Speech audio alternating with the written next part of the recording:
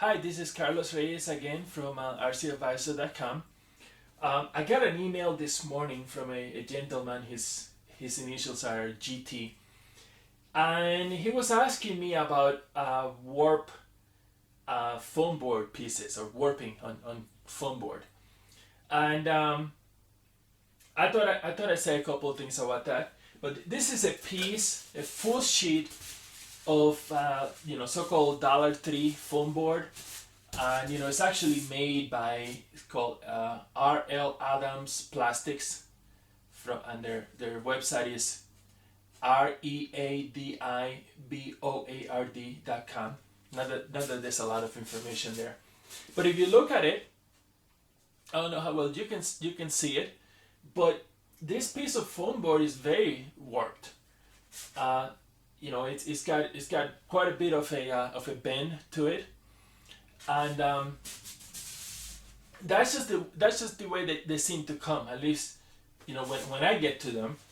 I mean, so my first piece of advice is, if you have a choice as to which piece of foam board you buy, go through them.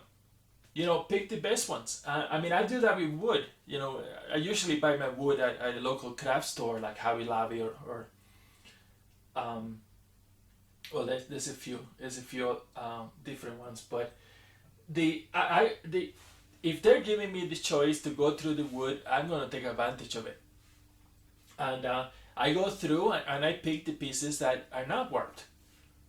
Problem solved. I mean, I may go through 20 before I find one that I like, but that's my choice.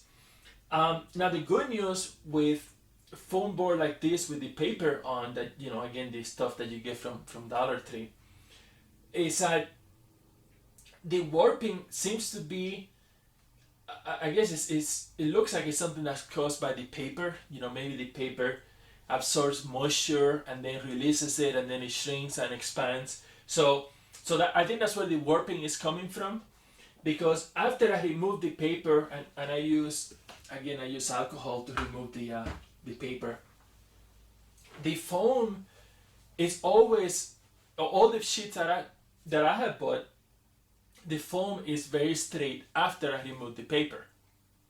Now I do come across some what you might call waviness in the foam, and these are some small pieces of foam.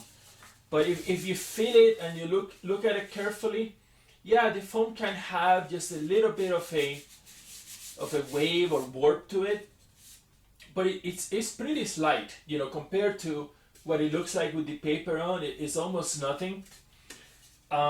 So it's never been an issue for me. Now, GT was telling me that the foam that he was buying, I mean, he called it foam board, but then he clarified and said that it didn't come with paper, but then the foam itself was very warped. And again, that's not something that I've ever encountered myself. Even when I buy foam, I've been buying Cell Foam 88 from Midwest, again from the local craft stores. It's not warped. So I guess I have a couple of pieces of advice for GT. First, do whatever you can to pick pieces that are not warped. Just like I do when I pick wood. Again, if you have the choice, take advantage of it. He said that he was advised to wet the foam and use a blow dryer to try and unwarp it. I'm not sure what wetting it is going to do, because this foam doesn't really absorb any kind of water. I don't know if the moisture is supposed to maybe equalize the heat from the blow dryer. I mean, I'm not sure what to say in a case like that, because I've never had to deal with it. I guess a blow dryer is a reasonable way to do it. You can control the heat. Just go easy, because I can think of any other way to try and unwarp foam. Now, having said that, I don't know how much of a problem that is in practice, and it totally depends on the airplane design. In a design like this one, most of the airplane, like all of this part here, is two pieces of foam that have been glued together with the glue stick, And this is exactly how I built my modifly design. And even if the foam is warped to begin with, it doesn't matter, because when you laminate the two sheets together, the warping goes out the window. Of course, you gotta build it over a pretty flat table for that to happen. So make sure you have a good, nice flat table on which to work, and build against the table. And in a design like this, even if the foam had some warp to it, it basically goes away. Because you're putting the pieces together. Have this spar here, which is very straight. So the spar is gonna help hold it in place, and then I glue it flat, so the warp tends to kind of work itself out of the design. Hope that makes sense.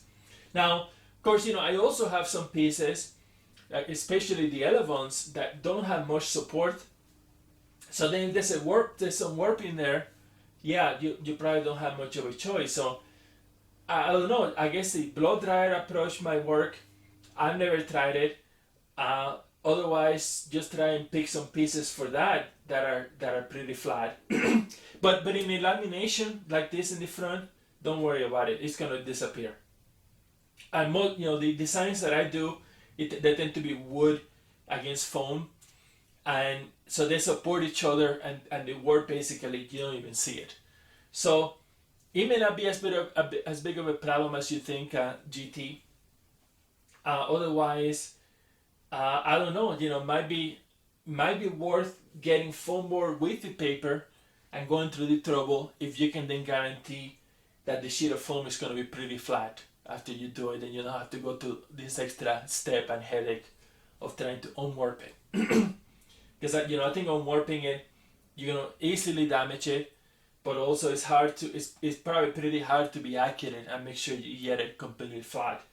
I think a trick might be, I don't know if you can put the foam flat somewhere way down so that it stays flat, and then apply the heat, because then when it cools down, it might retain that flat shape. That's a thought. That might work better, and might be easier than try and eyeball it and figure out how to get the warp out. So anyway, I hope that helped. I think there's some alternatives that you can explore. You may not need to worry about it, but yeah, be careful. After and in fact, you may want to wait until after you build the airplane and see if it's got a warp in the foam, and then try and unwarp it, because it might turn out that the warp just wasn't an issue to be worrying about anyway. Anyway, hope that was helpful, and until next time.